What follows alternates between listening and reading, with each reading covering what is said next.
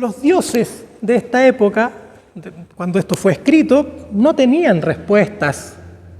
No tenían respuestas e incluso lo que ellos pedían parece que era peor. La gente se iba peor de lo que venía. Despojados, lesionados en su dignidad, les provocaban aún más desgracia. Y vivían encerrados en círculos de sufrimiento y de indignidad. Y es aquí donde aparece el Evangelio, es aquí donde Pablo entrega su mensaje, que les dice: tenemos una esperanza firme. Así como ustedes sufren, así como son parte de todas las desgracias, por decirlo de algún modo, así también ustedes tienen parte en el consuelo. ¿Qué significa para ti? ¿Qué significa para ti el consuelo? ¿Qué significa para ti el sufrimiento? ¿Cómo has vivido esas experiencias? Podrías pensar en tres, en dos o tal vez en una que haya marcado tu vida, tres, dos o una experiencia que haya marcado significativamente tu vida. ¿Cómo la has afrontado? ¿Qué ha resultado de ello? ¿Cómo se ha experimentado el dolor? ¿Y cómo te sientes ahora?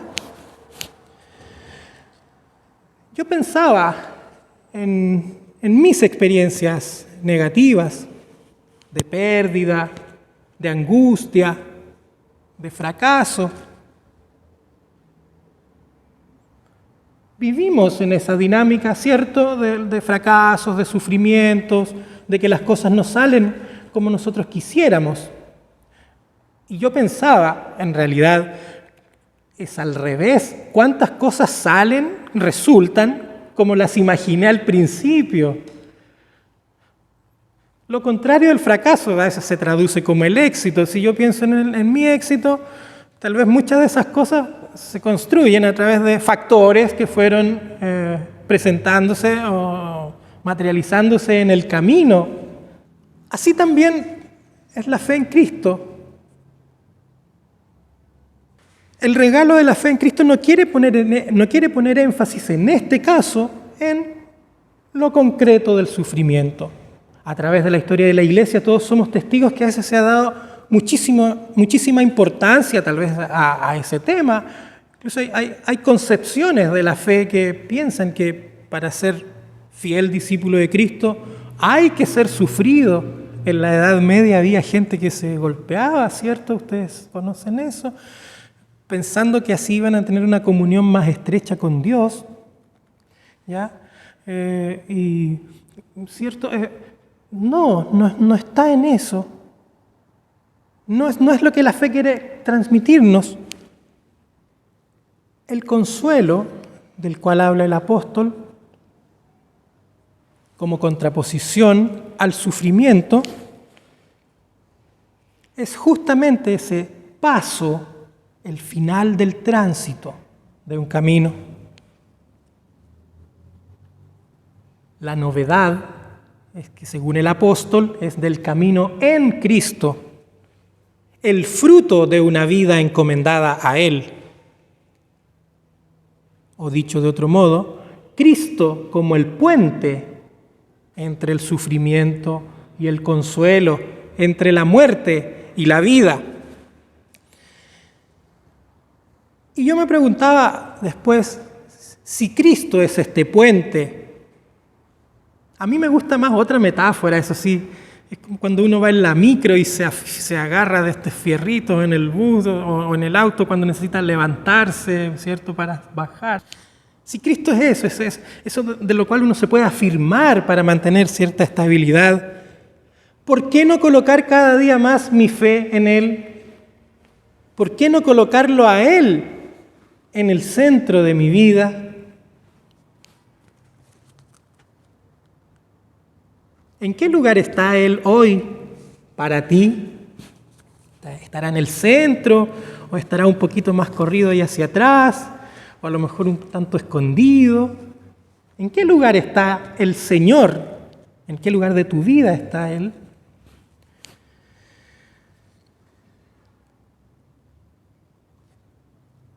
La invitación es a vivir la fe de tal modo que ella sea la llave de mi vida,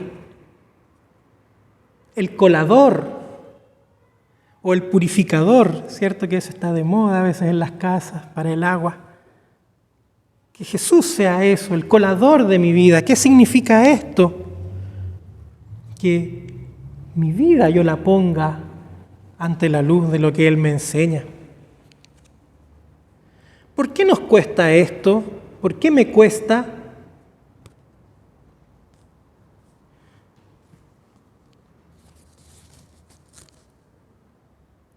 A mí me emociona un tanto cuando leo las historias que el apóstol Pablo relata, porque en el fondo es también la vivencia de las primeras comunidades. Y me emociono cuando veo esto porque veo la forma como ellos se relacionaban y de cierto modo iban creciendo en la fe, y ese crecimiento se reflejaba en sus vidas, en la impronta que ésta tenía y en el legado que dejaron. Entonces yo leyendo eso pensaba, ¿no será un problema de método? Yo decía, ¿no será un problema de método? Porque en las primeras comunidades leemos en otros textos que los cristianos se fortalecían mutuamente, que se daban ánimo, que se exhortaban, que compartían lo que tenían, sea mucho, sea poco, y que se consolaban. Entonces yo también me preguntaba una vez más, ¿hasta qué punto eso lo hacemos hoy entre nosotros, los de nuestra comunidad, por ejemplo, los cristianos en general después? ¿Hasta qué punto nos auxiliamos, nos reconfortamos entre nosotros? Pero esto no quiere ser una crítica de mi parte. ¿Por qué tú no consuelas al que está a tu lado? No, sino todo lo contrario. ¿No creceríamos más si entre todos nos soportáramos, nos consoláramos? Si compartiéramos nuestras experiencias, sobre todo las de sufrimiento, con el hermano que cree en el mismo Señor que yo creo, que tiene los mismos valores de fe que tengo yo, ¿no creceríamos tal vez más en eso? Es lo que hacían los corintios.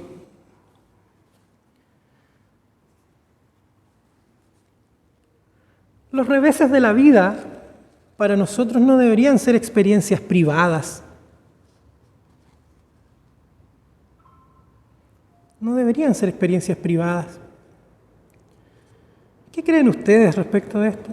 ¿Qué piensan? ¿Qué viene a sus mentes? Tal vez han experimentado alguna vez el apoyo de un hermano, la oración, palabras de ánimo, de consuelo, consejos. El mundo de hoy, pienso, entre todos sus defectos, el individualismo, el egoísmo, aunque cree que tiene conciencia social, perdónenme, yo siento que es una apariencia de conciencia social en el mundo de hoy, porque al final cada grupo levanta una bandera y en el fondo le interesa su propia bandera. Eso no es conciencia social. Son defectos del mundo de hoy. Pero a pesar de ello, pienso que tenemos una gran oportunidad. Se nos abre una puerta.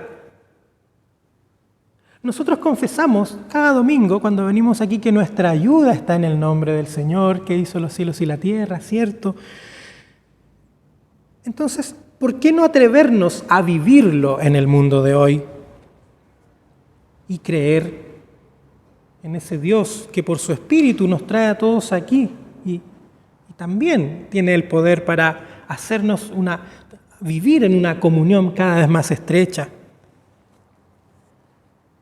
El mundo de hoy, pienso yo, que nos abre esa puerta, porque así como en el tiempo de los corintios, también los dioses falsos de hoy, los ídolos, el egoísmo, el individualismo, el dinero, la necesidad de reputación, el orgullo, etc., no tienen las respuestas. Y al final del día, cuando nos encomendamos a esos falsos dioses, seguimos tan vacíos como siempre. ¿O no? Tal vez si nos damos esta oportunidad, pienso yo que las cosas se darían de otro modo. ¿Qué pasaría si experimentara a Dios de este modo, de esta manera? Yo creo que mi vida sería muy distinta y tal vez impactaría de cierto modo a mi entorno inmediato. Y si muchos tal vez viviéramos esto, el mundo sería un mejor lugar. Hermanos y hermanas, el camino está trazado, el trazo está hecho. Creamos como el apóstol. Firme es la esperanza que tenemos en cuanto a ustedes, porque sabemos que así como participan de nuestros sufrimientos, así también participan de nuestro consuelo. Este es el sentido del Evangelio. Vivámoslo cada día en mayor plenitud y pidamos al Señor que abra nuestro corazón y nuestros ojos hacia Él. Hermanos y hermanas, que esta sea nuestra esperanza. Que esta sea nuestra esperanza y que es el verdadero sentido de este domingo. Partimos diciendo, ¿cierto?, que era la alegría y esto. Pero justamente la conciencia, la seguridad en la esperanza de atravesar ese puente es nuestra alegría. Creamos en la bendición del Señor y atrevámonos a periódicamente dar esos pasos. Hermanos y hermanas, que el Señor bendiga en nosotros su palabra. Amén.